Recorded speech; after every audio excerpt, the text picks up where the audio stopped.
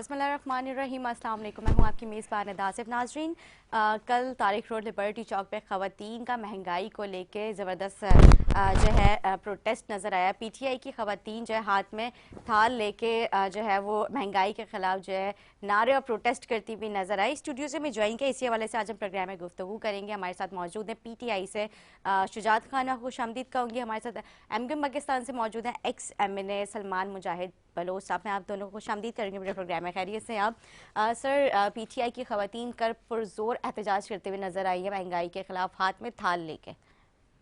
जी देखिए निदा, जो हालात है अब ये सिर्फ पीटीआई ख़वातीन का काम नहीं है, बल्कि ये जो जनरल पब्लिक है ये सब के मसाइल है। ये महंगाई जो है ना, ये सिर्फ पीटीआई का मसला नहीं है, ये तमाम कौमियतों पूरे पाकिस्तान का मसला है। आप देखें ना कि बजट में हम तो ये एक्सपेक्ट कर रहे थे कि गरीब के लिए कोई रिलीफ होगा। क्या रिलीफ दिया? कुछ भी नहीं मिला। अच्छा, महंगाई कैसे बढ़ेगी? ये कहते हैं कि पेट्रोल आपने एक हफ्ते में 10 दिन में 60 रुपए बढ़ा दिया, ठीक है ना। तो जब पेट्रोल बढ़ेगा, जब आपकी सारी चीजें पेट्रोल से रिलेटेड है, अगर कोई खेत से कोई जमींदार प्याज टमाटर भी लेकर आते हैं सब्जी मंडी तक, जब उसका पेट्रोल और डीजल का जब खर्चा बढ़ेगा, उस पर किराया बढ़ेगा, तो लाजमी अल्टीमेटली वो चीजें, उस महंगाई का असर उस पर होगा जो कि रोजमर्रा की चीजें हैं। तो ये जो कल जो प्रोटेस्ट था, इसमें हमारे साथ पीटीआई ने तो एक अच्छा इनिशिएटिव लिया था कि लोगों को, लेकिन जनरल पब्लिक भी उसमें हमारे साथ शामिल थी। बिल्कुल उसमें जो है ना, क्योंकि प्रॉब्लम बहुत सारे प्रॉब्लम्स है। और मैं तो समझता हूँ कि जो महंगाई का हाल है, तो एक गरीब आदमी की जो घर की पोजीशन है, वो बिजली के बिल दे दे, गैस के बिल दे दे। अच्छा, लोड शेडिंग का आप देख ले, लोड शेडिंग बहुत ज्यादा, लेकिन बिजली का बिल हद से ज्यादा हो रहा है। गैस है नहीं, लेकिन आप बिल देख ले तो बिल उससे ज्यादा जो है ना आपको आ रहा है। बल्कि मैं सुबह में अपने घर की बात बताऊं कि सुबह हमारे घर पे भी गैस बिल्कुल नहीं थी, सिर्फ हवा आ रही थी, गैस नहीं थी। अच्छा, हमारे तो हवा भी नहीं आती ना, मुझे एक आवाज होती है गैस की, वो भी हम सुनने के लिए तरस आते तो हैं। ये निदा कि आपके पास आवाज तो आ रही है, तो हवा आ रही है। ये पोजीशन है कि कुछ है नहीं और बिल उस हिसाब से। अच्छा, एक आम आदमी की तनख्वाह कितनी है, एक आम आदमी का वेजेस कितना है, उसको आप अंदाजा लगाएं तो बहुत मुश्किल सूरत हाल है। और मैं समझता हूं कि इसके लिए तो सब ने मिलकर एक आवाज़ उठाना है, और जो इनकी जो गवर्नमेंट की जो अयाशियां हैं उसको कम करे और आवाम को फैसिलिटेट करे, तभी ये महंगाई पे कंट्रोल हो सकता है। हालांकि आईएमएफ पहले भी थी, आईएमएफ अभी भी है, आईएमएफ का प्रेशर हमेशा हुकूमतों पर रहा है, लेकिन उसके सामने स्टैंड लेना पड़ता है अपनी आवाम के लिए, अपनी कौम के लिए, अपने मुल्क के लिए। बिल्कुल ठीक कह रहे हैं सलमान साहब।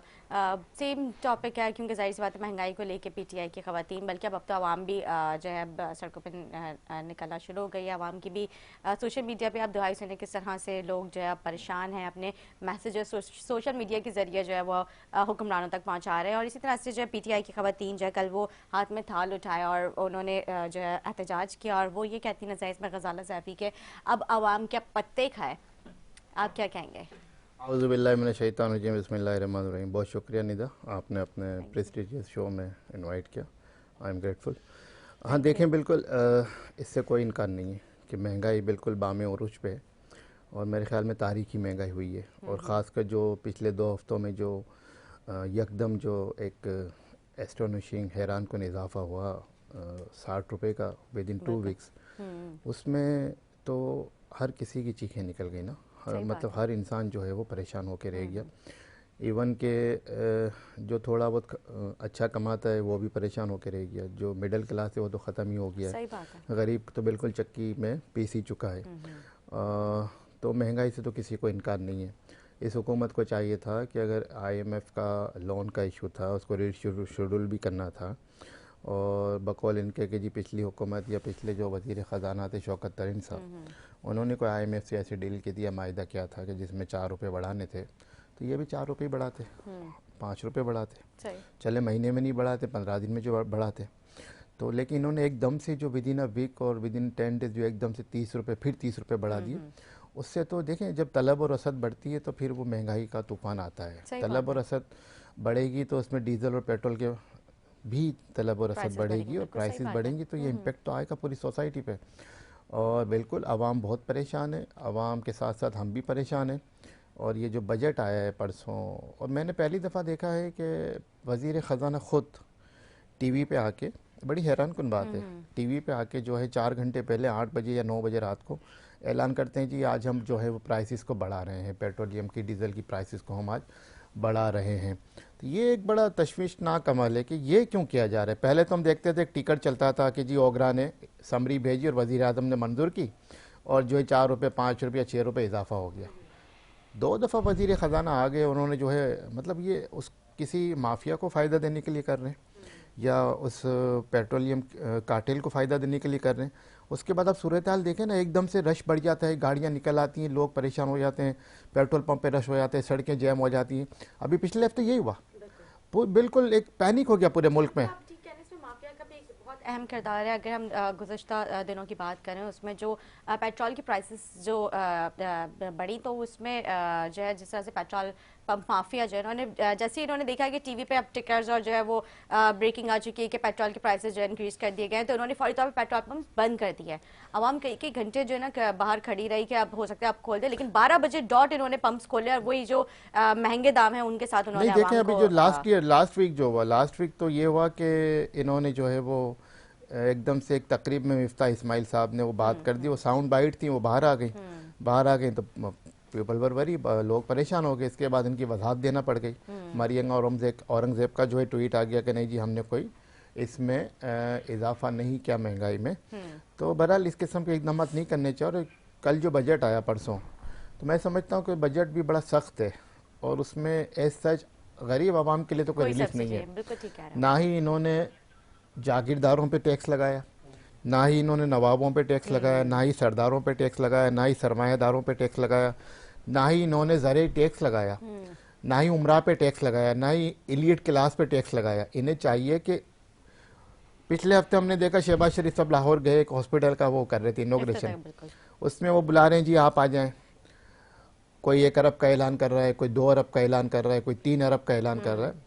तो शहबाज शरीफ साहब से हमारा ये सवाल है कि अगर वो हॉस्पिटल के लिए ऐलान कर सकते हैं तो गरीब आवाम के लिए क्यों नहीं ऐलान कर सकते? मतलब ऐसे लोग क्या मौजूद हैं। अच्छी बात की है, क्योंकि मैं ना कल प्रोग्राम करी थी और इसी से ये अभी जो बजट परसों आया है, तो उस पर हम मतलब ऑफ द रिकॉर्ड हम बात कर रहे थे कि ये जो महंगाई है ये सिर्फ गरीब आवाम के लिए, अगर ये जो हमारे इतने आपने कहा कि कोई इतनी डोनेशन दे रहा है, कोई इतनी डोनेशन, यही अगर जो IMF कर्जे की अगर बात की जाती है तो उसमें क्यों नहीं हमारे जो इतने माशाल्लाह जो लोग हैं जो साहिब हैसियत हैं वो क्यों नहीं अपनी डोनेशन दे देते कि आवाम के को किसी तरह से रिलीफ दिया जाए। और आप तो माशाल्लाह काफी अच्छा जो है अपने वो तजज़िया करते रहते हैं कि यही सरमायादार, यही अमीर, यही करोड़पति, अरबपति, खरबपति लोगों से इनको कहा जाए कि इसी मुल्क से तुमने कमाया है, अब इस मुल्क को जरूरत है, माशी हालत खराब, इस मुल्क को वापस करो फिर कमा लेना।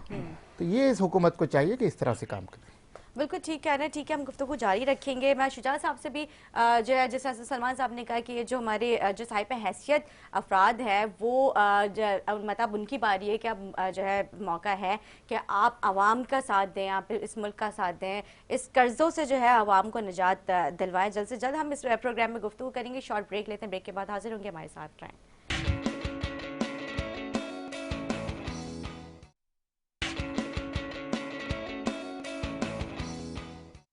जी नाज़रीन, खुश आमदीद। ब्रेक से पहले गुफ्तगू हुई थी, सलमान मुजाहिद बलूच साहब जो है वो कह रहे थे कि वाकई ये बात हकीकत है कि अगर इस मुल्क में अगर इस मुल्क की बेहतरी इस आवाम के लिए आप कुछ चाहते हैं अच्छा करना, तो आप जो साहिब इस्तात लोग हैं वो आज अपना आप लोग स्टैंड ले इस मुल्क इस आवाम के लिए। ठीक है, हमने हुक्मरानों के ऊपर तो बहुत ज़्यादा भरोसा कर लिया और उनको आजमा कर भी देख लिया, लेकिन जो साहिब इस्तात लोग हैं, आज मैं भी अपने प्लेटफॉर्म के तवज्जुह से यही कहना चाहूँगी कि अगर आप लोग जो है उनके लिए कुछ चाहते हैं तो आप लोग स्टैंड लें इस मुल्क के लिए। मैं शुजा साहब के पास जाऊंगी। शुजा साहब, आपने सलमान साहब की पूरी गुफ्तगू सुनी, आप क्या कहेंगे, आप कितने इस बात से जो है इत्तेफाक करेंगे?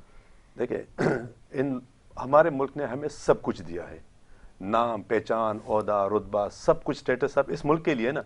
इस मुल्क को मुझे भी तो कुछ देना चाहिए। हम क्या दे रहे? कुछ भी नहीं दे रहे।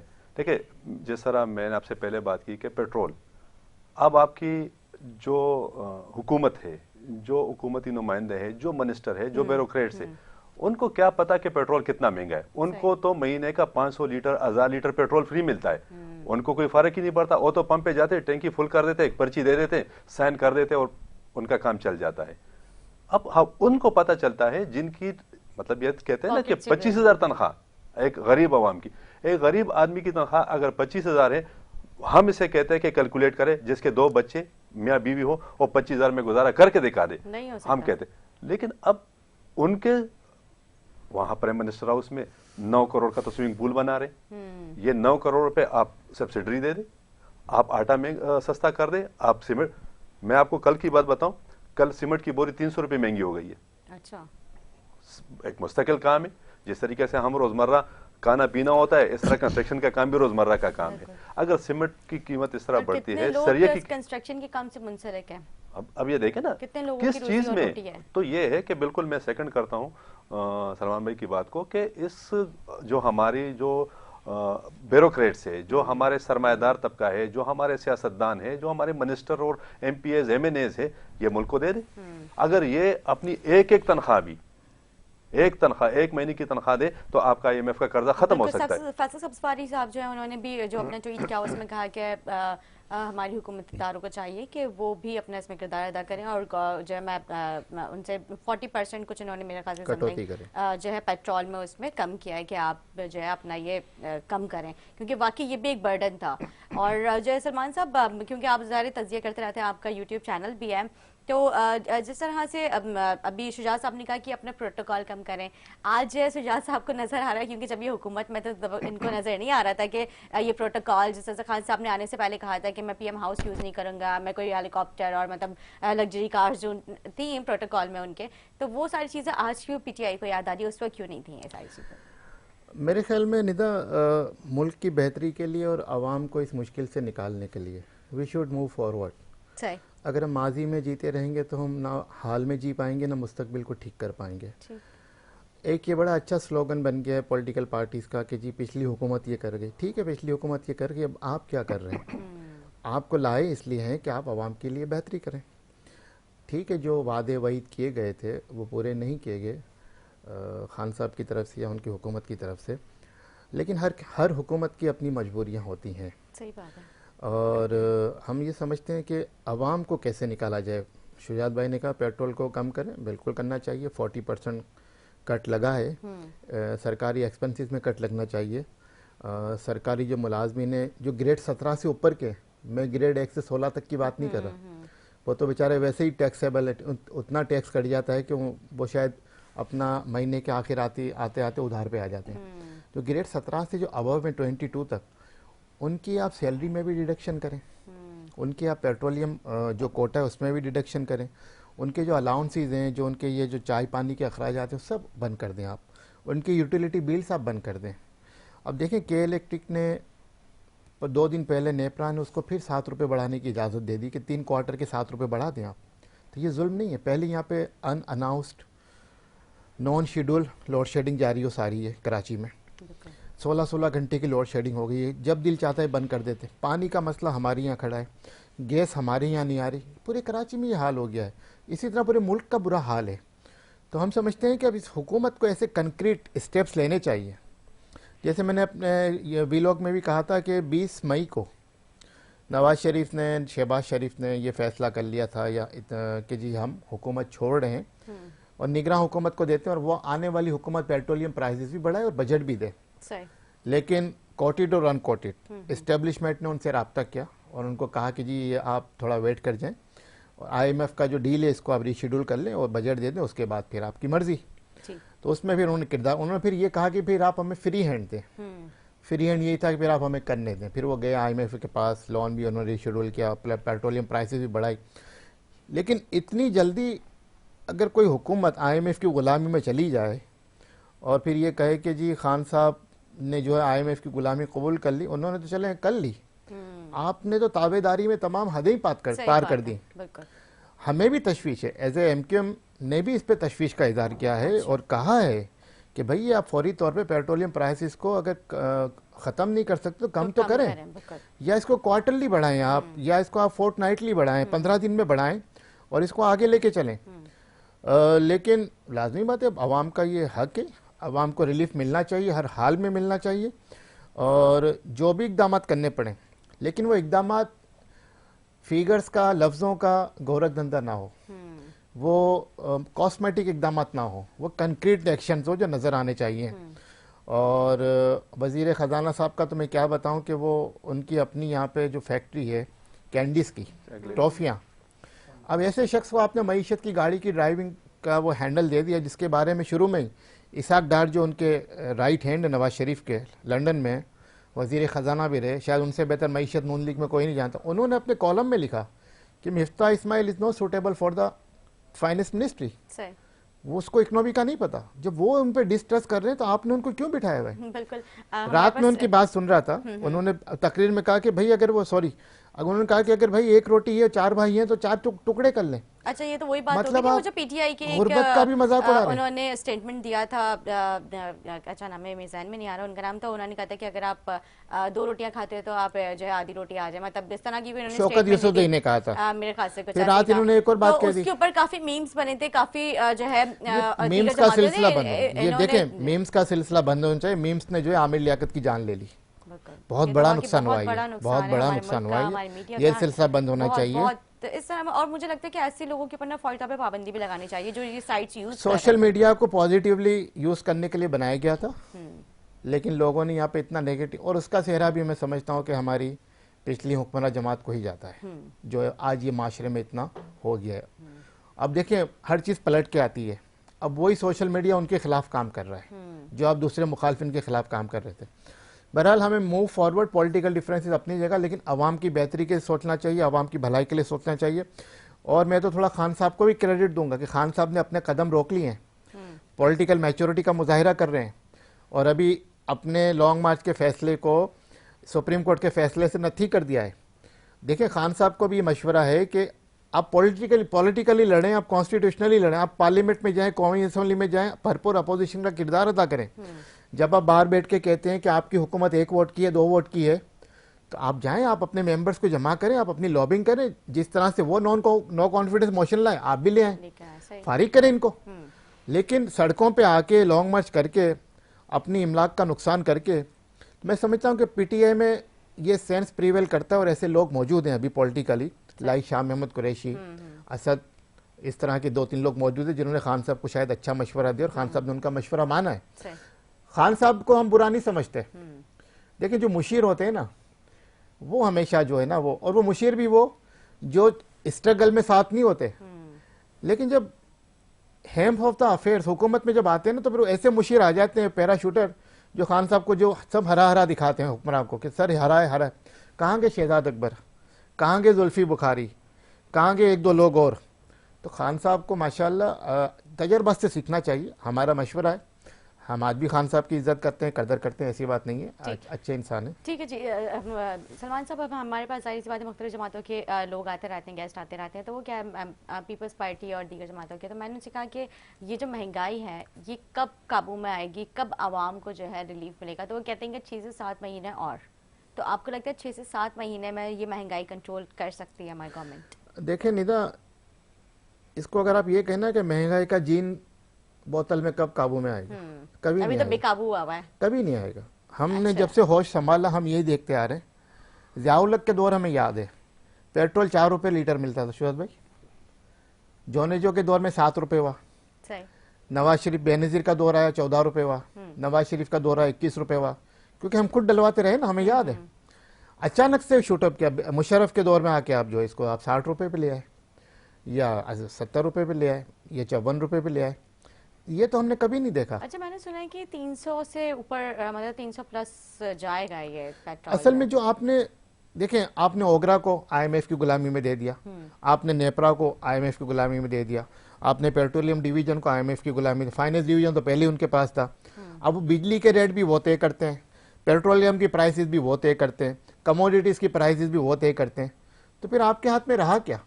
अगर एक हुक्मरानी के लिए हमने सिर्फ और सिर्फ अपनी कुर्सी के लिए अगर सब कुछ उनके हाथ में दे दिया, ऐसा तो नहीं होना चाहिए था। ठीक है, ये थोड़ा सा है जो MKM थी, जो लेकिन गलत। एक मिनट, महंगाई का जीन कैसे काबू में आएगा? महंगाई का जीन इसी तरह काबू में आएगा कि तमाम की पेट्रोलियम, शुजात भाई ने कहा, कट लगा दें, और सही मानों में कट लगाएं। देखिए ऐलान तो कर दिया जाता है, लेकिन उनके अल्ले तलल्ले जारी रहते हैं, कोई कट नहीं लगता।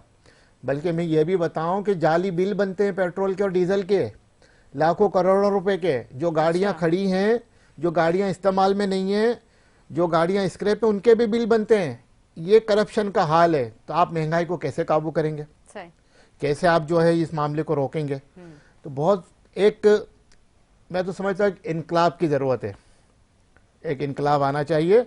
जितने भी करप्ट लोग हैं, लाइक चाइना, आप एक दफा से एक झाड़ू फेरें, एक सबक दें, खुद ब खुद एक आपको एक क्रीम निकल के आ जाएगी सामने, सही बोल। जो सिर्फ और सिर्फ हक हलाल पे अपना गुजारा करना चाहेंगे। ठीक, ठीक है शुजात साहब। देखिए नेता, आपने कहा कि पिछली हुकूमत ने जो खान साहब ने वादे किए थे, अब देखिए कुछ मामलात ऐसे होते हैं कि उसको कंट्रोल करना होता है, लेकिन वक्त के साथ साथ कुछ चीज़ें ऐसी होती है कि बहुत सारी चीज़ों को कंट्रोल किया जो एक्स्ट्रा, अब जिस तरह मैंने आपको कहा कि आप तो रिकॉर्ड बात कर रहा हूँ, ऑन द रिकॉर्ड बात कर रहा हूँ, ऐसी बात नहीं कर रहा हूँ कि 9 करोड़ रुपए में स्विमिंग पूल बनाने की क्या जरूरत है प्राइम मिनिस्टर हाउस में।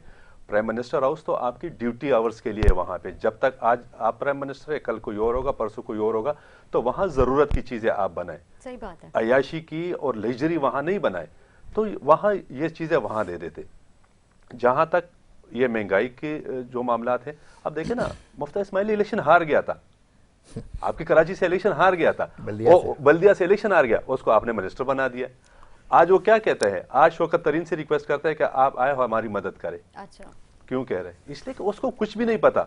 ये तो जब वहां बैठ के कहते थे कि शहबाज शरीफ की स्टेटमेंट है कि पेट्रोल 70 रुपए में भी हो तो गवर्नमेंट को नुकसान नहीं है। 2 महीने में ऐसी कौन सी कयामत आ गई, 2 महीने में ऐसे कौन से ऐसे आ गए कि आपकी लोड शेडिंग इतनी नहीं होती थी पीटीआई की गवर्नमेंट में। आपकी पेट्रोल, लाजिम बात है, IMF को डिबेट के जरिए आपको समझाना पड़ता है, आपको उनको कन्विंस करना पड़ता है कि हम अपने अवाम पे बोझ नहीं डाल सकते। लेकिन आप वहां जाएंगे और जिस तरह उनकी अपनी फैक्ट्रियां हैं, जिस तरह उनके अपने मामलात हैं, वो IMF के लाजिम बात है नो कर नहीं सकते। एब्सोल्युटली नॉट के लिए दिल गुर्दा चाहिए, जो कि इनमें नहीं है। अब लाजिम बात है कि अब मुफ्ती इस्माइल के अगर फैक्ट्रियां हैं कैंडी की और चॉकलेट की, वो सारी चीज़ें वहाँ से तो एक्सपोर्ट हो रही है, लेकिन बाकी चीज़ों पे जो है ना वो इम्पोर्ट पे वो पाबंदी लगा रहे।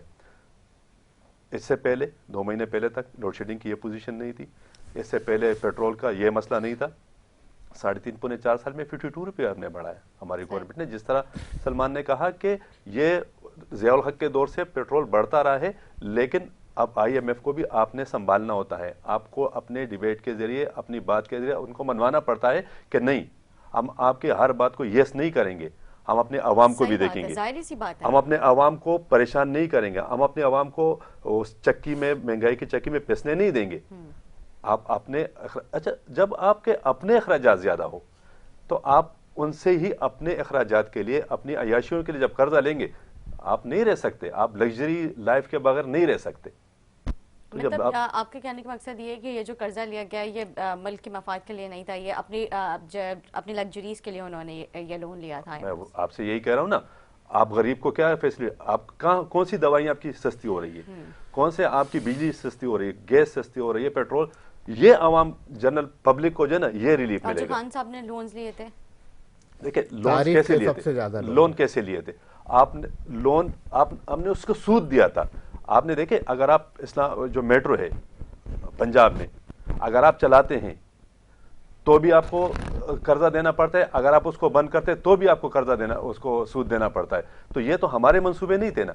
अब ये कहते हैं कि हमने 3.5 साल में इनके लिए बारूदी सुरंगें बचाई। 35 साल से किसने बारूदी सुरंगें बचाई? ये तो मतलब हम तो 35 साल में नहीं रहे ना, 35 साल में तो ये 2 हुक्मरान पार्टियां रही है ना, उन्होंने सारा कर्जा लिया और उसका सूद, मुआहदे उनके हैं, हमारे मुआहदे हैं, अगर वो सामने लेकर आ जाए। हमने अगर नए मुआहदे किए, लेकिन कर्ज हमने किस लिए लिया? उसका सूद देने के लिए हमने उससे पैसे लिए और उसको वापस देना पड़ा। ठीक है, सलमान साहब, शुजात साहब कहना है कि हमने कोई मुआहदे किए होते तो वो सामने लेकर आए, लेकिन जो हमारे पास जो हमने भी टीवी पर सुन रहे हैं, जो पॉलिटिशियंस एक दो, आपको पता है इल्जाम तराशियां जो चल रही होती हैं, उस पर ये कहा जाता है कि जो पिछले जो मुआहदे थे वही हमें कंटिन्यू करने पड़ रहे हैं और इसकी वजह से जो खान साहब ने जो बिगाड़ किया था वो उसका खमियाजा हम भुगत रहे हैं। देखें, शुजात भाई तो मेरे भाई हैं, मेरे वकील भी हैं, दोस्त हैं, हम बेटी भाई हैं, तो मैं सिर्फ पिछली हुकूमत की पॉलिसीज़ का जिक्र करूँगा, शख्सियत का जिक्र नहीं करूँगा। यह भी ऑन रिकॉर्ड है कि पिछले 3.5 साल दौर में पाकिस्तानी तारीख के सबसे ज़्यादा कर्जे लिए गए। बिल्कुल, पाकिस्तान की हिस्ट्री के सबसे ज़्यादा कर्जे लिए गए। अब वही शुजात वाली बात के अयाशियाँ किसने की और किसने लिए। लेकिन देखें, अगर आप कर्ज़ा लेके कर्ज़ा चुकाएंगे और कर्ज़ा लेके मुल्क चलाने की कोशिश करेंगे तो फिर मुल्क तो नहीं चलता ना। सही। आज आपने देखा कि बड़ा शोर था कि मुल्क जो है बैंकरप्ट होने जा रहा है, दिवालिया होने जा रहा है। क्यों होने जा रहा है? किसकी पॉलिसियाँ थी? और हम तो ये भी कह रहे थे कि भाई खान साहब को कंटिन्यू करने दें, जहाँ इतना गुजार लिया थोड़ा और गुजारने दें। शेख रशीद ने का बयान और रिकॉर्ड है कि जी अगर हम और रह जाते तो अगला इलेक्शन हमारा नहीं था, बुरी तरह हारते। अभी इनका बयान आया कि मुझे 4 माह पहले आईबी ने बता दिया था कि हम जा रहे हैं।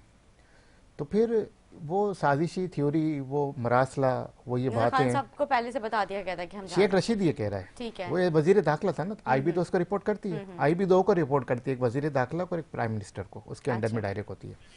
तो वो अब ये बातें कर रहे हैं ये शेख रशीद साहब, तो क्या खान साहब को इन्होंने नहीं बताया होगा? खान साहब को नहीं पता होगा? मैं ये कह रहा हूँ ना कि खान साहब के नाक के नीचे बहुत कुछ हुआ, शायद खान साहब को पता भी ना हो। कर्जे तो लिए गए, लेकिन कर्जों का पैसा भी आया, डॉलर्स आए, कहाँ गए? यही तो सवाल है। ये जो क्रॉनिस्ट है ना, खान साहब के जो क्रॉनिस्ट है, सबसे ज्यादा फायदा तो उन्होंने उठाया, जो आज कुछ मुल्क में कुछ मुल्क से बाहर हैं। लेकिन ultimately at the end of the day suffer किसने किया? जनरल पब्लिक ने किया, कॉमन मैन ने किया, कॉमन सिटीजन ने किया, आम आदमी ने किया। अब हम कराची में बैठे हैं, आपका चैनल भी K21 है जो कराची को खास करके कवर करता है। के इलेक्ट्रिक का एक माहिदा हुआ था 2007-2008 में, मुशर्रफ के दौर में। उसमें 51% शेयर जो हैं वो फेडरल गवर्नमेंट के, 49% शेयर के इलेक्ट्रिक को दिए गए। उसमें बहुत सी शराइत शामिल थी कि आप जो है अपग्रेड करेंगे सिस्टम को, आप अपने जो है लाइंस को अपग्रेड करेंगे, आप अपना पोर्ट कासिम का प्लांट चलाएंगे, आप अपने फ्यूल का इंतजाम खुद करेंगे, कराची को आप बिल्कुल लोड शेडिंग फ्री कर देंगे। लेकिन आज तक के इलेक्ट्रिक ने अरबों रुपए तो कराची से कमा लिए, अवाम की जेबों से निकाल लिए, डबल ट्रिपल बिलिंग करके, लेकिन उस माहिदे की एक भी शिक पे अमल नहीं किया। इवन के जो वायर्स लगी हुई थी पुरानी तांबे की, वो भी निकाल के इन्होंने दूसरी डाल दी, बिल्कुल हल्के वाली। आज मैं पिछले दिनों मैंने ये भी सुना और पढ़ा कि कोई उसमें कोई न्यूट्रल होता है, मीटर में न्यूट्रल, उस पर कोई चार्ज नहीं है पूरे पाकिस्तान में, कोई बिलिंग नहीं है। के इलेक्ट्रिक उस पर भी बिलिंग कर रहा है यहाँ पे, ये जुल्म है। तो क्या हमारी वफाकी हुकूमत इतनी बेबस है, पुरानी पिछली वाली या ये वाली, कि वो के इलेक्ट्रिक को जो मादर पिदर आज़ाद है, जो सफ़ेद हाथी बन चुका है, जो बेलगाम घोड़ा बन चुका है, उसको जो लगाम डालने को तैयार नहीं। हमने पिछले बारिशों में देखा यहाँ पे लोग मर गए, नेपरा ने खुद उनको हेल्ड किया रिस्पॉन्सिबल कि 19 लोगों की कातिल के इलेक्ट्रिक है, कोई सजा नहीं है। ठीक। इसके अलावा गैस का बहरान देख लें आप, पानी का तो पूछे ही ना, टैंकर के लिए पानी है, अरबों रुपए। अब लोग कह रहे हैं कि हीरोइन का कारोबार ना करो, पानी का कारोबार कर लो कराची में। अरबों रुपए की आमदनी है निदा, अरबों रुपए की आमदनी है निदा, करोड़ों की आमदनी डेली है।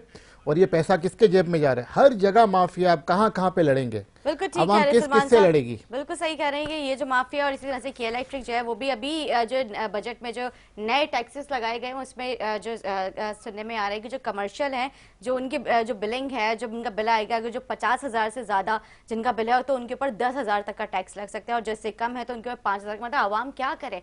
अब कारोबार के लिए अगर वो लाइट और जो है पंखे ना संभाल करे और उनका बिल जब इतना आ जाता है तो उसमें के इलेक्ट्रिक अपने मनमानी इसमें करना शुरू की। बहुत अफसोस की बात है। शॉर्ट ब्रेक लेंगे, ब्रेक के बाद जो है हाजिर होंगे हमारे साथ। ट्रैक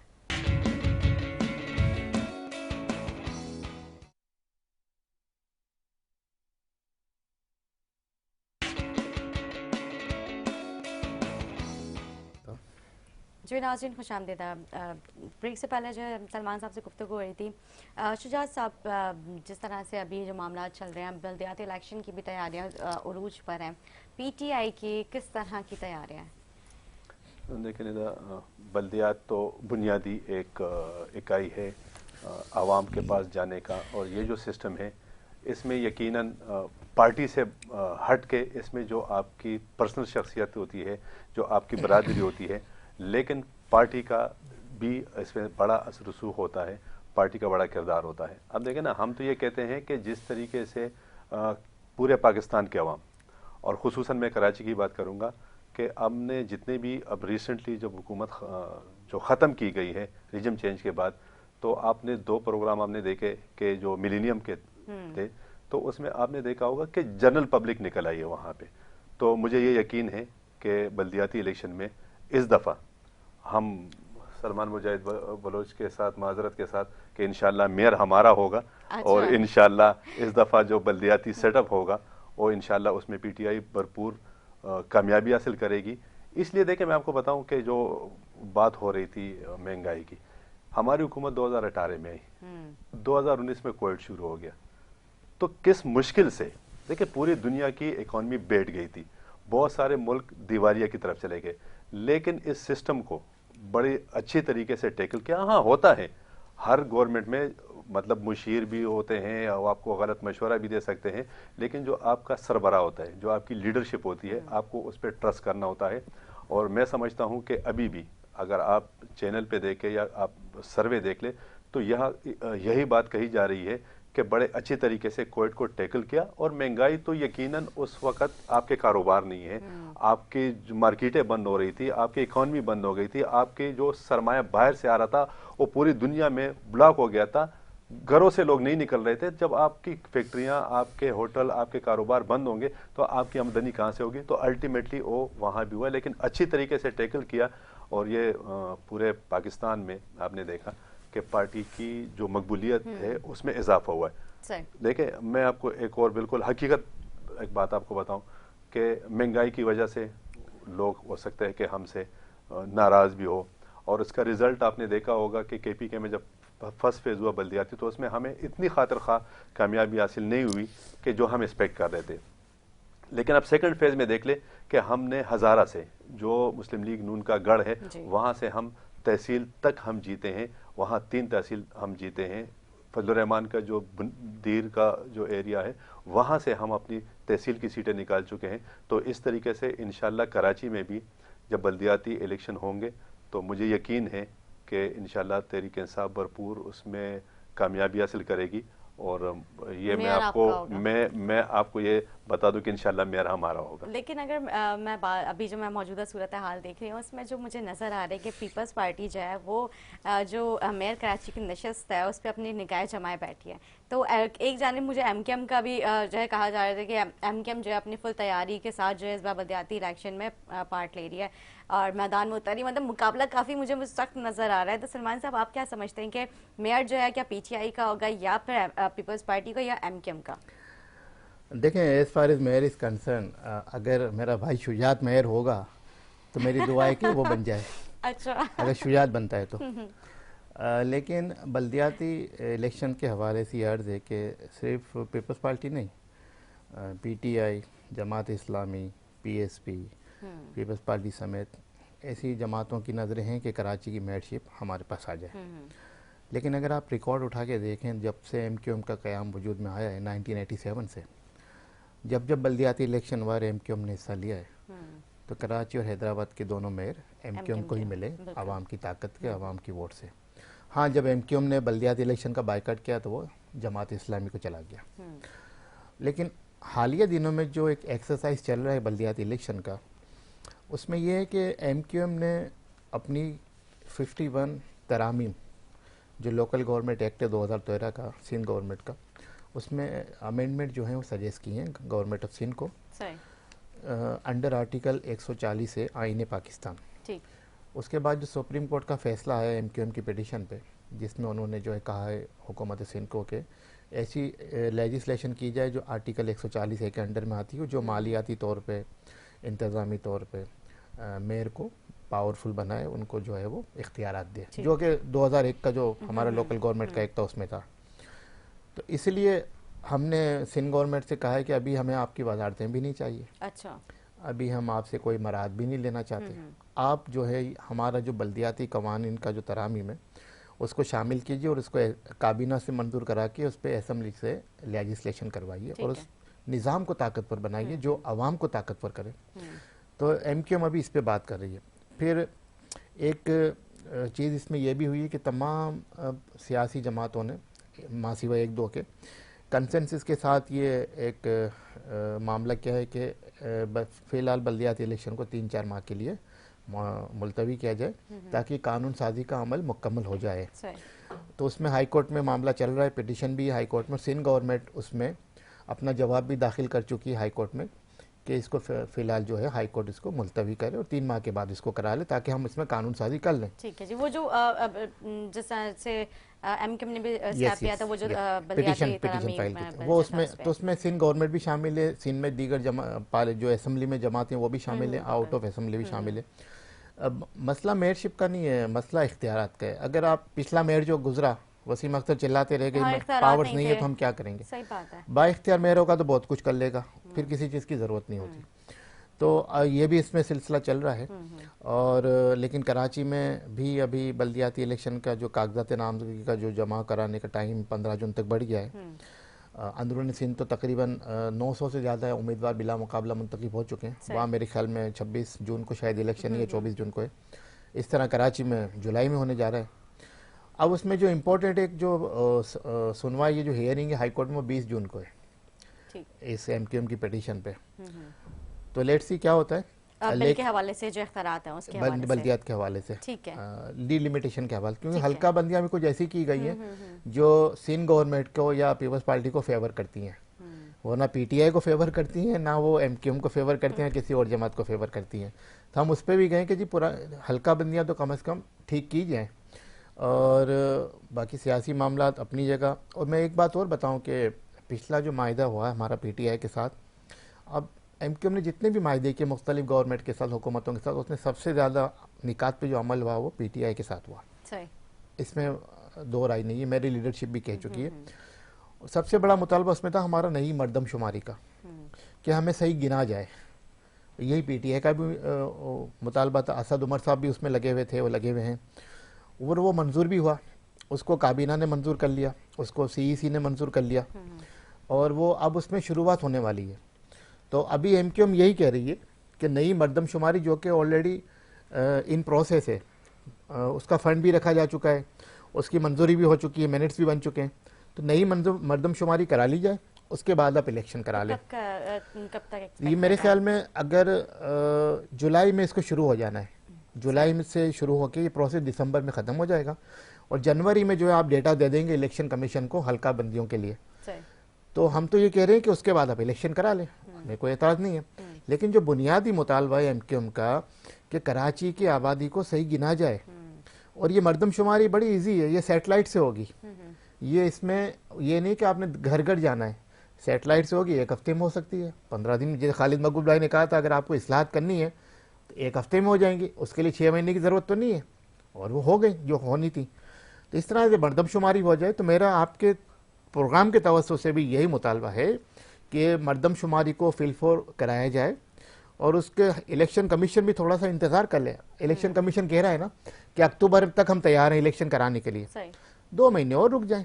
उसमें यह कि जब आबादी को सही गिना, अभी कराची की आबादी तकरीबन 3 से 3.5 करोड़ तक पहुंच चुकी है। अब अगर 3 से 3.5 करोड़ की आबादी को अगर आप सिर्फ 1.5 करोड़ तक ही रखना चाहेंगे तो ये ज्यादती है यहाँ के लोगों के साथ, और यहाँ की जमातों को भी हमारे साथ आवाज़ में आवाज़ मिलानी चाहिए। पीटीआई तो है हमारे साथ, लेकिन कुछ जमातों को ये सूट नहीं करता, क्योंकि मरदमशुमारी के बाद जब आपकी पॉपुलेशन बढ़ती है तो उसी तरह से आपकी डिलिमिटेशन होती है। हल्के यहाँ पे बढ़ेंगे, कौमी असम्बली के बढ़ेंगे, सूबाई असम्बली के भी बढ़ेंगे, उसमें नशिस्तें भी बढ़ेंगी। यहाँ पे पार्टीज़ की सबसे ज़्यादा नशिस्तें उम्मीद है कि एमक्यूएम की बढ़ेंगी। तो इस चीज़ को मतलब एमक्यूएम को रोकने के लिए आप जो है वो मरदमशुमारी को एक लिमिटेड लेवल तक रखते हैं, और ये अभी से नहीं हो रहा, ये भुट्टो के ज़माने से हो रहा है, 72 से हो रहा है ये मामला, कि इसको आपने क्रिपल करके रखा हुआ है। तो हम ये चाह रहे हैं कि 1 फॉर ऑल ये डिसाइड हो जाए, आगे चलते हैं। उसके बाद आप इलेक्शन भी करा लें, बल्दियात भी करा लें, जनरल भी करा लें। We have no objection, we are ready, हम आज भी तैयार हैं। लेकिन जो हमारा बुनियादी मुतालबा जो लोगों के लिए है, जो बेसिक जो ह्यूमन राइट्स हैं, जो आइन के आर्टिकल ह्यूमन राइट्स को डील करते हैं, उनके हवाले से, और ये आइन पाकिस्तान का जो आर्टिकल 27 है उसके भी खिलाफ वर्जी है। अगर आप मरदमशुमारी सही नहीं कराते, उसको सही नहीं गिनते, तो विश हिम गुड लक अगर ये मेयर बनते हैं। शुजात साहब, देखिए अब जिस तरह सलमान भाई ने कहा है, हमने तो हमेशा मतलब हमने जो भी वादे किए और जिससे भी वादे किए हमने ओन किया, सारे वादे पूरे नहीं लेकिन हमें अफसोस है कि महंगाई की वजह से अगर मुत्तहिदा ने हमें छोड़ा है, तो मैं समझता हूँ कि मुत्तहिदा लीडरशिप को अब यही कहेंगे कि अब तो महंगाई हमारे महंगाई से बहुत ज्यादा हो गई है, तो आप इन शहबाज शरीफ को भी कह दे कि भाई हमने इमरान खान को अगर छोड़ा था तो इस वजह से छोड़ा था कि महंगाई की वजह से छोड़ा था, तो आपने क्यों मतलब ये है कि इतना लोगों को पे इतना जुल्म कर रहे हैं। तो ये हम आप जो है ना, हम उससे आपकी लीडरशिप से रिक्वेस्ट करेंगे कि कम से कम ये आवाज उन तक पहुंचाए। देखिए मैं क्यों कहता हूं कि हमारी मतलब हमारी पार्टी हम बल्दियात क्यों जीत सकती है या क्यों जा सकती है, जनरल पब्लिक हमारी तरफ डाइवर्ट हो गई है। ठीक है, वो इसी वजह से कि देखिए आप देख ले, हालात देख ले कि जितना भी हमने हो सका हमने कंट्रोल किया महंगाई को और लोगों पे बोझ कम से कम डालते। अच्छा ये होता है, अब जिस तरह मतलब प्रैक्टिकली हो रहा है कि जो चीज़ है वो कोई पाकिस्तान में कोई चीज़ सस्ती नहीं हुई है। दौर में भी शुजात साहब महंगाई उरूज पड़ती है। मैं उसी की बात उसी तरफ आ रहा हूँ कि महंगाई बढ़ती गई है, लेकिन हमने जो 3.5 साल में जो प्राइसेस में हमने इजाफा किया था तो आपने 2 महीने में उससे डबल ट्रिपल कर दिया है। मैं ये बात कर रहा हूँ कि महंगाई तो कम हो नहीं सकती। मैंने आपको बुनियादी वजह क्या है कि जैसी हमारी हुकूमत आई हम कोविड में फंस गए, और कोविड में आपको पता है कि लोगों को घरों से निकलने पे पाबंदी थी पूरी दुनिया में। तो आपकी जब मईशत का पहिया रुक जाएगा तो आपकी महंगाई तो आएगी ना। हमारे साथ तो ये प्रॉब्लम तो थी ना, आपको तो हुकूमत, जिनको भी पिछली हुकूमतें मिली है स्मूथ हुकूमत मिली है, लेकिन हमें मुश्किल हुकूमत मिली है। हमारे वक्त में ये हुकूमत कहती है कि ये हमें हुकूमत बहुत मुश्किल मिली है, हमारे लिए बहुत बड़ा टास्क था। नहीं, आप प्रैक्टिकली आप देख ले, आपके सामने सारी चीजें हैं कि जो मुश्किल हालात हम फेस कर रहे थे या वो ये फेस कर रहे हैं, हमने तो जितना भी कर सकते हैं। मैं आपको बताऊं ना कि सबसे बड़ी जो हम पे मुसीबत पूरी दुनिया में, कब पूरी दुनिया में इतनी मुसीबत है कि कोविड की वजह से जो है ना आपकी मार्केटें खुल रही थी, आपके कारखाने खुल रहे थे, आपके होटल, आपकी इंडस्ट्री बंद हो गई थी। जब सब चीजें बंद हो गई तो जहां से आपको इनकम जनरेट हो रही थी, जब वो ब्लॉक हो गई तो आप क्या करेंगी। पूरी दुनिया में ये मसला था। लेकिन फंड्स भी तो इतने दिए गए थे, इतनी डोनेशंस दी गई थी, वो सारे कहां पर हैं? नहीं, रिपोर्ट तो अभी ये भी आई है कि कोविड का जो फंड था उसमें 36 अरब रुपए मनी लॉन्ड्रिंग हो गई है पिछली हुकूमत में। अब देखें ना, अब देखें मैं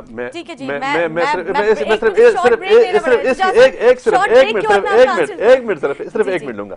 अब देखें ना, अब जो कहते हैं कि इतनी मनी लॉन्ड्रिंग हुई है, 2 बातें आई है मलिक रियाज साहब की कि उन्होंने ये किया, अपनी बात को खुद ही वो तरदीद कर रहे हैं। जो बंदे इल्जाम लगा रहे जिनकी वजह से कि भाई इसने इसको तोहफा दिया, इसने उनको ये बेनिफिशियरी है, उसको कुछ चीजें दी है, जो भी मामला था, अब वो खुद इनकार करे कि मेरी आवाज ही नहीं है, तो आप कैसे जो है ना हम पे इल्जाम लगा रहे। इल्जाम लगाना तो कोई सलमान साहब से जवाब लूंगी। एक शॉर्ट ब्रेक लेते हैं, ब्रेक के बाद हाजिर होंगे। Stay with us.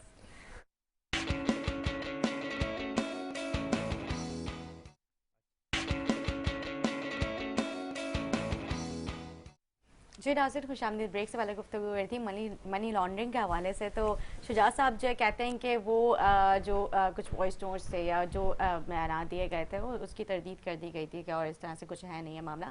तो सलमान साहब, मैं आपसे जानना चाहूँगी कि ये जो मनी लॉन्ड्रिंग का जो ये मसला था, मामला था, और शुजात साहब जो इस बात को डिनाई करते तो आप बोलते हैं कि ये है, इस तरह से किया गया था। देखिए, कोविड का जिक्र किया शुजात भाई ने, तो मैं उस वक्त अब जो रिपोर्ट आई हैं, जो रिपोर्ट्स सामने आ रही हैं इदारों के हवाले से या स्टेट बैंक के हवाले से, कि 36 अरब रुपए की कोटेड और अनकोटेड मनी लॉन्ड्रिंग हुई है कोविड के फंड के हवाले से। सही। और देखिए, उस वक्त के जो मुशीर सेहत थे डॉक्टर जफ़र मिर्ज़ा, उनको खान साहब ने अचानक फारिग कर दिया था, उनसे इस्तीफ़ा ले लिया था माविन ख़ुसूसी से। इस तरह 1-2 लोग और हैं। और जहाँ तक ये शुजात भाई ने जिक्र किया हीरे वीरे का, तो ये भी हमने पहला देखा कि ये भी रिपोर्ट्स ये हैं, ऑडियो लीक हुआ मलिक रियाज साहब का, उनकी बेटी का। बहरहाल वो असल गलत है तो अब FIA उसको फॉरेंसिक करे, हमें नहीं पता। लेकिन ये अच्छा तरीका है कि आप यहाँ से हीरा लें, सोना लें या घड़ी लें, और आप दुबई जाएँ, उसको बेचें और वहाँ से फिर हुंडी के ज़रिए पैसा पाकिस्तान भिजवा दें। तो कहते हैं ना कि वो दाग लगे ना फिटकड़ी, रंग आए चोखा। सही बात है। तो मतलब नए तरीके जो है करप्शन के ईजाद हो रहे हैं। तो हम तो सिर्फ इन तरीक़ों पे बात कर रहे हैं, हम शख्सियात पे बात नहीं कर रहे, क्योंकि वो काम है इदारों को और अदालतों का कि वो उनको प्रूफ करे कि और उनको सज़ा दे।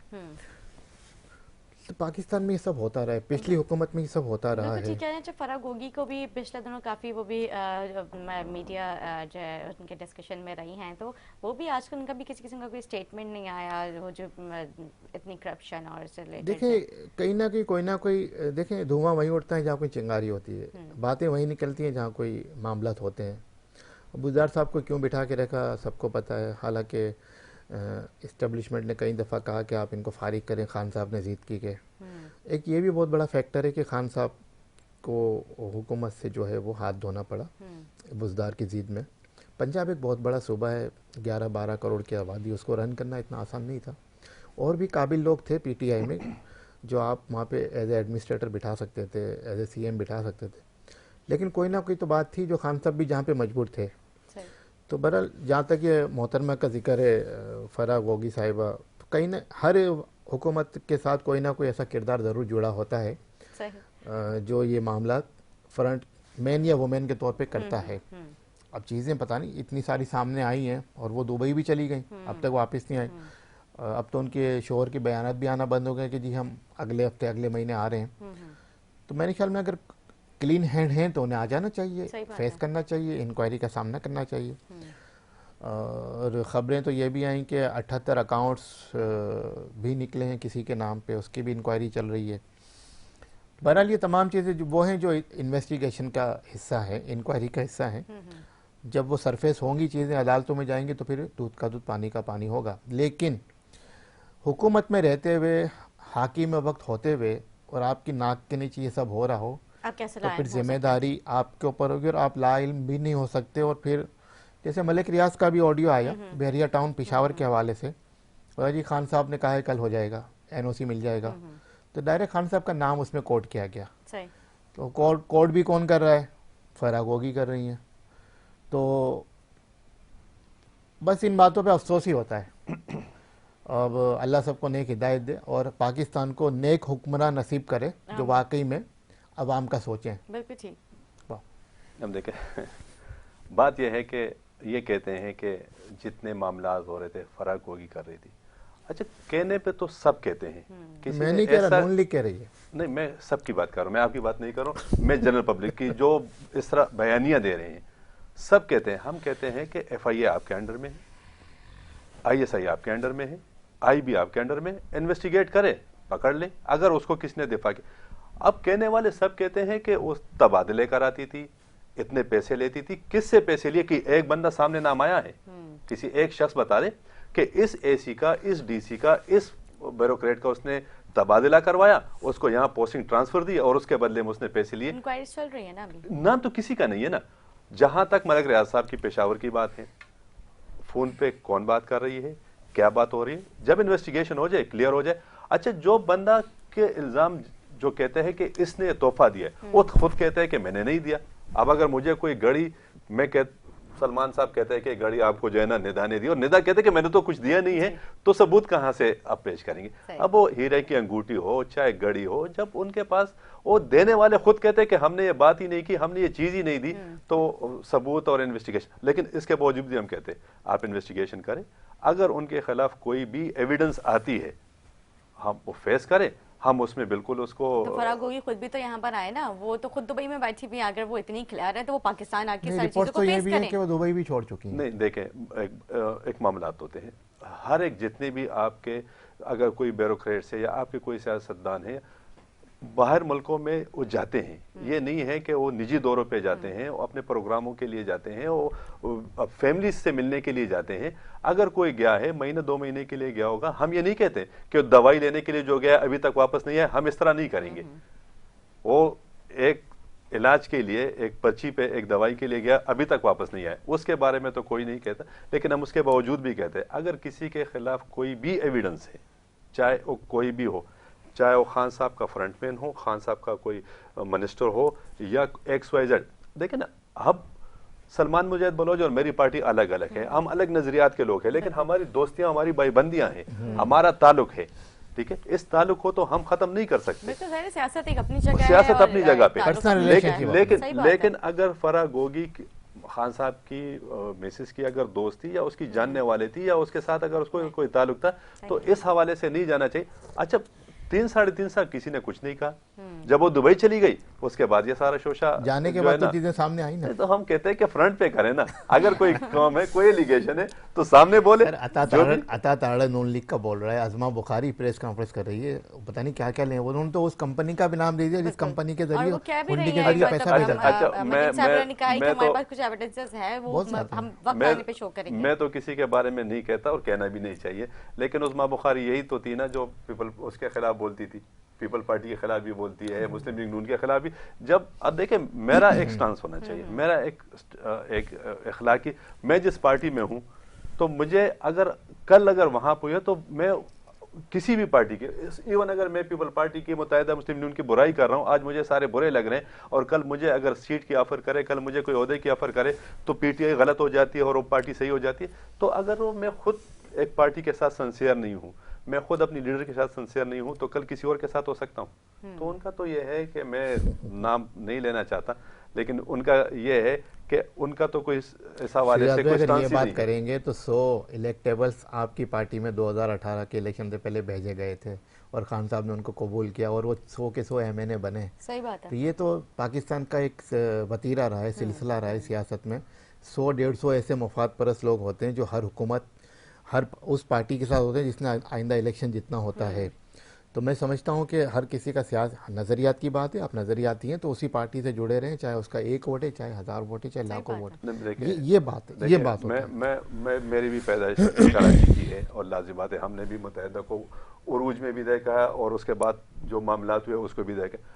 पार्टी में हर तरह के लोग होते हैं, आपके पार्टी में सिर्फ उर्दू स्पीकिंग नहीं है। हालांकि पार्टी जब बनी थी तो सिर्फ उर्दू स्पीकिंग की बुनियाद पे बनी थी, लेकिन आपने मिनिस्टर पश्तो स्पीकिंग है, आपके सेनेटर पश्तो स्पीकिंग है, पंजाबी है, सारे वहां पर है।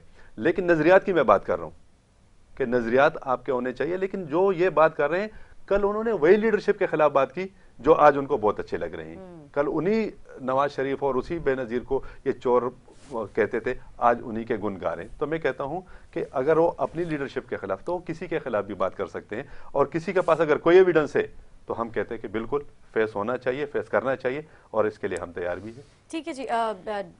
जिस तरह से अभी महंगाई के ऊपर ही हम बात करते हैं, मैंने कहा हम टॉपिक के ऊपर वापस आ जाए, ये तो बातें सिलसिला ये चलता रहेगा। अभी मैंने जिक्र किया था सलमान साहब से भी कि हमारे पास जो गेस्ट आते रहते हैं, वो उनसे मैंने भी सवाल किया कि महंगाई कब कंट्रोल में आएगी, तो 6-8 महीने का जिक्र किया। तो आपको लगता है कि महंगाई 6-8 महीने में कंट्रोल में आ सकती है? देखिए, हम इनसे तो हमें कोई उम्मीद नहीं है, मतलब आप अपनी बारी का इंतजार मौजूदा हुकूमत से हमें कोई उम्मीद नहीं है कि ये महंगाई को कंट्रोल करेंगे। मैं वही कहता हूँ ना कि जो 2 महीने पहले तक कहते थे कि पेट्रोल 70 रुपए करने में हुकूमत को कोई नुकसान नहीं है, तो ये क्यों बढ़ा रहे हैं? उसी कीमत पे बरकरार रखते, कम नहीं करते। तो अब 2 महीने पहले 70 रुपए करने में उसको पेट्रोल में नुकसान नहीं हो रहा था। आपकी हुकूमत में क्यों महंगा हुआ पेट्रोल? हम तो ये कह रहे हैं ना कि हमने तो 2 रुपए 4 रुपए महंगा किया ना, एकदम 60 रुपए का जंप तो हमने नहीं किया ना। 3.5-4 साल में 52 रुपीज हमने बढ़ाए, उस भी 98 रुपए पर लीटर था जब हम हुकूमत में आए, और हमने जब छोड़ा तो 52 या 54 पे था। तो हम ये कहते हैं कि हमने 2 महीने में 10 दिन में 60 रुपए नहीं बढ़ाए। अब सिर्फ पेट्रोल बढ़ना नहीं है, जिस तरह मैंने कहा कि सिर्फ पेट्रोल बढ़ना नहीं है, पेट्रोल बढ़ेगा, बिजली बढ़ेगी, आपके जरूरियाती जिंदगी जितनी भी है, चाहे आपका सब्जी हो, चाहे आपका फ्रूट हो, चाहे दाल चावल हो, सब चीजें जो है ना वो पेट्रोल से रिलेटेड है। आप कंट्रोल करें पेट्रोल पे, आपकी चीजें आहिस्ता आहिस्ता सब कंट्रोल हो जाएगी। लेकिन हमें इस इम्पोर्टेड हुकूमत से बिल्कुल उम्मीद नहीं है कि जो इम्पोर्टेड हुकूमत आई है। ठीक है जी। वज़ीर आज़म शहबाज शरीफ जो है उन्होंने भी काफ़ी स्ट्रिक्टली इंस्ट्रक्शन दी थी, और वो कह रहे थे कि ये जो भी के इलेक्ट्रिक का जो मामला है इसको फौरी तौर पर हल कराया जाए, लेकिन फिर से बिजली की कीमतों में इजाफा कर दिया गया, आपके सामने ही है। तो क्या ये आवाम के ऊपर इस तरह की बिजली के ओवर बिलिंग और ये सारी चीज़ें कई घंटों की लोड शेडिंग, या फिर इसके ऊपर भी कोई इसको लगाम देने के लिए कोई फैसला किया जाएगा? मैंने पहले भी आपसे जिक्र किया कि के इलेक्ट्रिक को लगाम देने को कोई तैयार नहीं है। एक ये रिपोर्ट भी हुआ था कि के इलेक्ट्रिक जो है सालाना के इलेक्ट्रिक सिंध की हुकूमत को या हुक्मरान ख़ानदान को 60 अरब रुपए सालाना देता है। अच्छा, 60 अरब रुपए, ये रिपोर्ट भी आई थी। इसी तरह से जो के इलेक्ट्रिक के जो मालिक हैं नकवी साहब, उन्होंने 2018 में जितनी भी इलेक्शन की फंडिंग थी वो इमरान खान साहब को की थी। सही। इसी तरह नवाज शरीफ साहब और शहबाज शरीफ साहब ने जब के इलेक्ट्रिक अबराज ग्रुप से नकवी साहब ख़रीद रहे थे, तो रिपोर्ट्स ये भी कहती है कि नवाज शरीफ साहब और शहबाज शरीफ साहब ने उनसे लाखों डॉलर्स में किक बैक्स लिया था। सही। तो यहाँ पे तो आवे का आवा ही बिगड़ा हुआ है। अच्छा, ये जो मुनिस अलवी जो इनके सीईओ है, क्या लगता है कि वो कहते हैं कि इनके कुछ जो है ड्यूज हैं वफाक की तरफ, तो वो मैं आपको बताता हूँ, अभी स्विस सदर्न गैस का 2 दिन पहले बयान आया कि हमारा अरबों रुपए जो है के इलेक्ट्रिक पे ड्यू है। के इलेक्ट्रिक हमारा ना अधेंदा है, वो हमसे गैस भी लेता है, पैसा भी नहीं देता। 300 यूनिट बिजली नेशनल ग्रिड से लेता है, पैसे नहीं देता। बिन कासम पावर प्लांट ये नहीं चलाता, फन्नस ऑयल से। कराची में प्लांट है, ये नहीं चलाता। जो बिजली ग्रिड से आ रही है, गैस से बन रही है, उसी पे ही अपना इन्हिसार करके बैठा है। मैंने भी आपसे जिक्र किया ना कि माहिदे में ये था कि सब कुछ ये अपनी जनरेशन करेगा बिजली की, कुछ भी नहीं किया इन्होंने।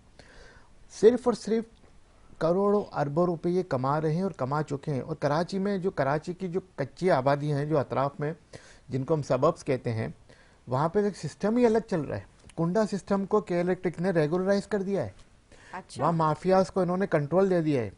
सरजानी से आगे एक इलाका है जहाँ पे बिजली के इलेक्ट्रिक की है, लेकिन वहाँ पे जो बिल आ रहा है वो किसी दूसरी कंपनी के नाम से आ रहा है, वो प्राइवेट लोग वसूल कर रहे हैं। वसूल करके जो के इलेक्ट्रिक से इन्होंने एक माहिदा किया हुआ है कि इतने पैसे हम आपको देंगे महीने को, दे रहे हैं। अब मैं आपको बताऊं, जो बहरिया टाउन में जो बिजली है, जहाँ पे बिजली जाती नहीं है, वो भी कराची की बिजली है, वो भी के इलेक्ट्रिक ने दी हुई है वहाँ पे। तो फिर कराची के अवाम का क्या तो कसूर है यही जब इनको कुंडा दिया तो हुआ है, है, बहरिया टाउन में वहाँ इन्होंने से लाखों बिजली करोड़ों दे रुपए रहे हैं। कमा रहे हैं। कुंडा सिस्टम को रेगुलाइज कर दिया इन्होंने, वहाँ से पैसे करोड़ों रुपए कमा रहे हैं।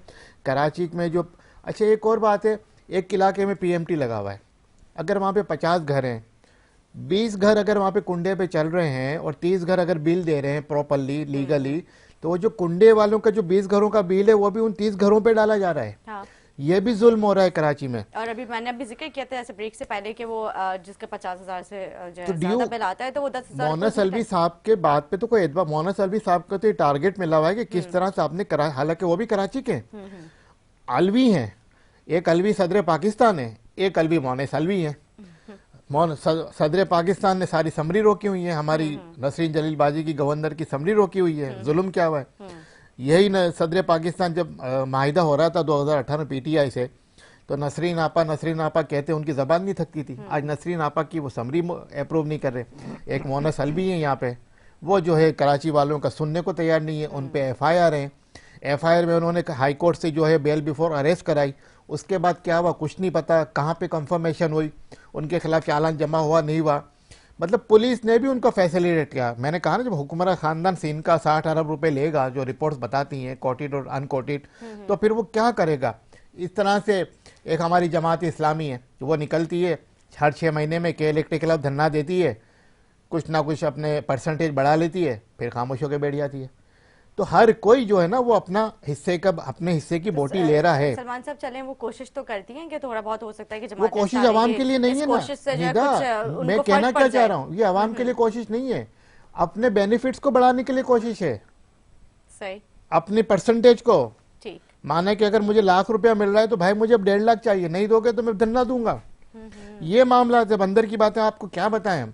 अच्छा, इसी तरह से मतलब वो अपने बिल जब वो इस तरह जो प्रोटेस्ट के जरिए माफ करवा लेते हैं आधे। ना बिल नहीं, फिर अंडर द टेबल जो चीजें होती है जनाब। ओ अच्छा, सबको उन्होंने माशाल्लाह किया हुआ है। कशाफात हो रहे हैं मेरे प्रोग्राम में आज। और वो क्या कहते हैं कि मिफ्ता इस्माइल साहब ने क्या कहा कल रात या परसों रात, कि 7 महीने तक तो पेट्रोलियम की प्राइस हम कम नहीं कर सकते, बढ़ेंगे जरूर, कम नहीं कर सकते। तो बाबा 7 महीने में तो फिर पता नहीं पाकिस्तान कहाँ से कहाँ चला जाएगा। यही तो मैंने अभी पूछा कि मतलब 300 सवा 300 जाएगा पेट्रोल। देखिए हमारे पास बहुत बड़े बड़े इकोनॉमिस्ट बैठे हुए हैं, इस्लामाबाद में, कराची में, लाहौर में।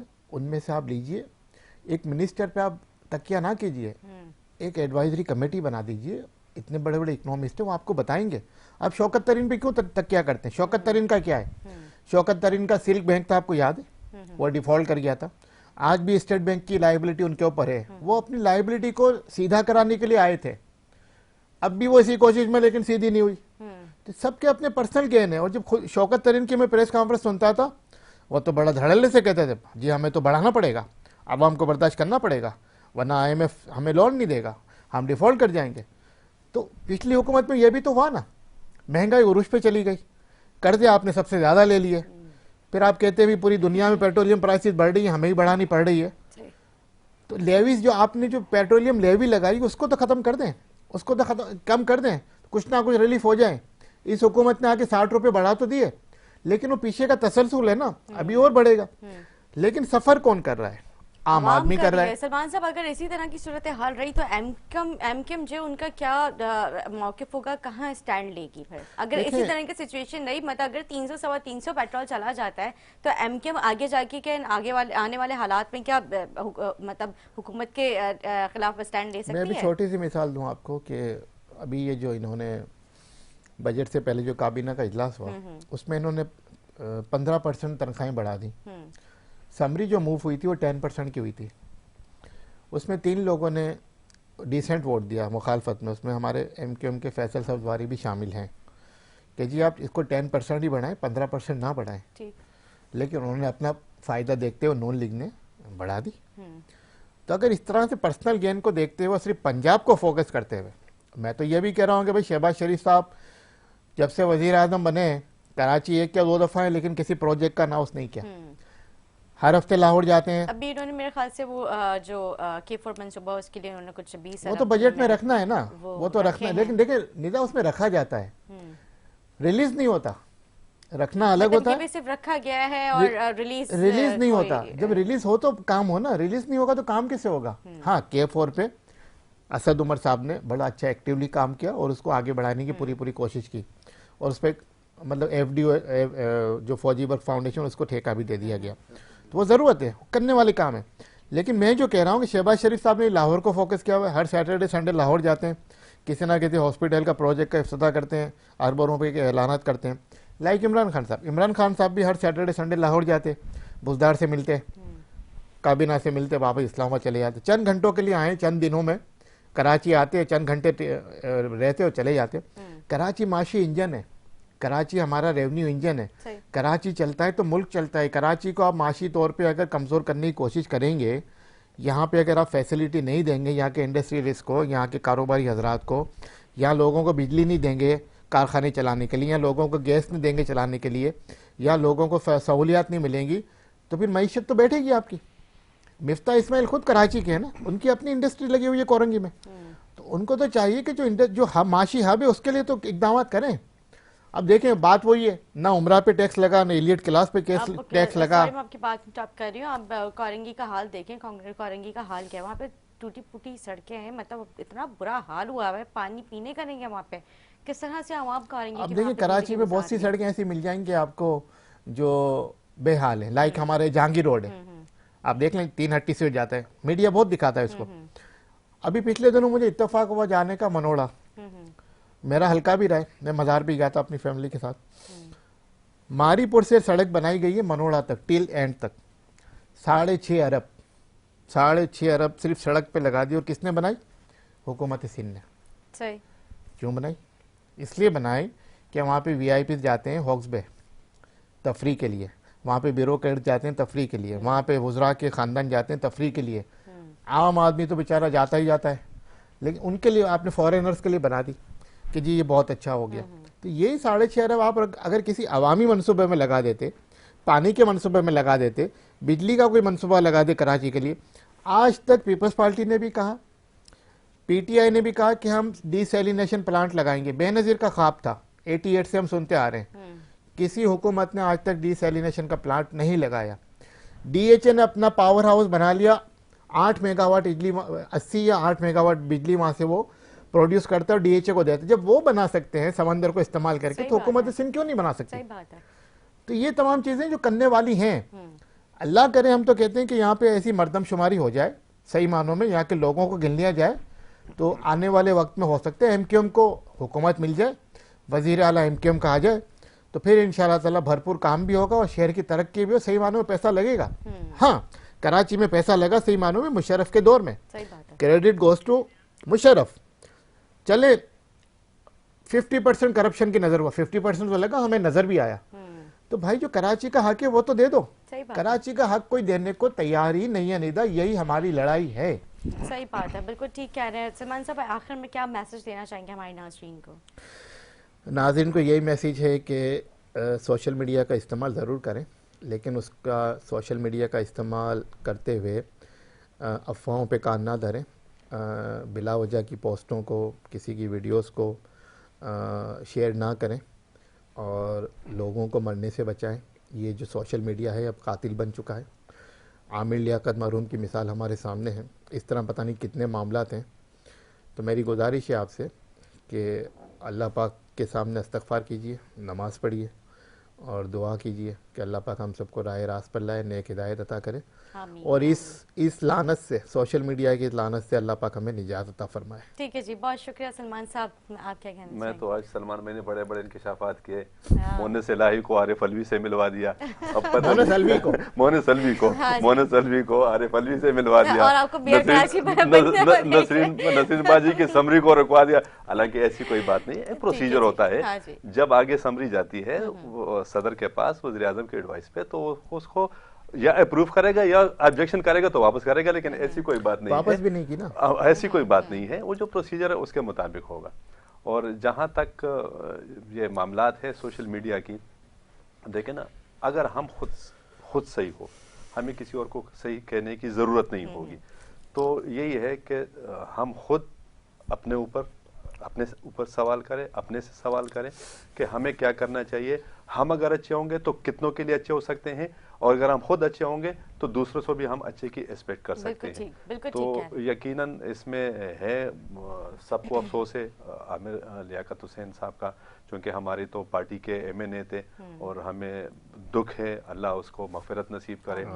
परसे ज़िंदगी इंसान में जो भी मामलात होते हैं और उसके अल्लाह का मामला होता है, लेकिन इस हद तक नहीं जाना चाहिए कि किसी को इस घर के अंदर, दरवाजे के अंदर उस डिप्रेशन में लेकर आए कि जिसकी वक्त तो मुकर्रर है, मौत का वक्त एक बरहक है, इसमें कोई दो राय नहीं है उसके लिए। लेकिन यह है कि हम कहते हैं कि लाज़ी बात है कि किसी की पर्सनल लाइफ को अटैक नहीं।